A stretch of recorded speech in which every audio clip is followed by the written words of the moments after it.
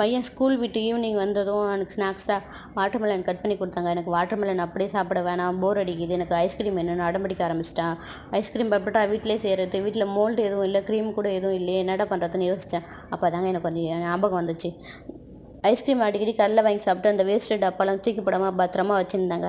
அதே மாதிரி என் பையனுக்கு லாலிபாப் வாங்கி கொடுப்பேன்னா அந்த லாலிபாப்பையும் சாப்பிட்டு இந்த குச்சிலாம் அழகாக இருக்குன்னு அதையும் ஒரு டப்பாவில் போட்டு எடுத்து வச்சுருந்தாங்க. அதெல்லாம் இப்போ ஞாபகம் வந்துச்சா, சரி அதெல்லாம் வச்சு ஒரு ஐஸ்கிரீம் பாப்சிக்கல் ரெடி பண்ணிடலான்னு ரெடி பண்ண ஆரம்பிச்சிட்டாங்க.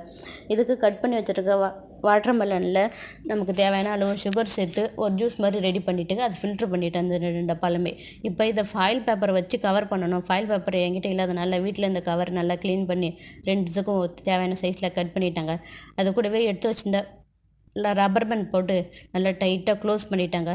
இப்போ இதில் மேலே ஒரு ஹோல் மட்டும் போட்டு நம்ம எடுத்து வச்சுருக்க இந்த குச்சி அந்த மாதிரி எல்லாம் ஃபிட் பண்ணிட வேண்டியதாங்க.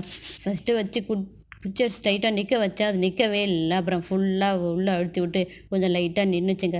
அப்புறம் கொஞ்சம் கட்டி ஆரம்பிச்சிட்டா ஓரளவு நிற்க ஆரம்பிச்சிட்டா நினச்சிக்கிட்டு இதை ஓவர் நைட் ஃப்ரிட்ஜில் எடுத்து வைக்க ஆரம்பிச்சிட்டாங்க.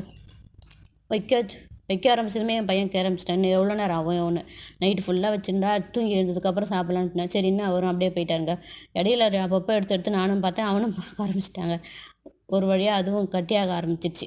காலையில் எடுத்து இந்த மாதிரி சில் தண்ணியில் வச்சு ஒரு நிமிஷம் வச்சுட்டாங்க. இந்த கவரில் ரிமூவ் பண்ணதுக்கப்புறம் ஈஸியாக ஐஸ்கிரீம் வெளில வந்துடுச்சுங்க.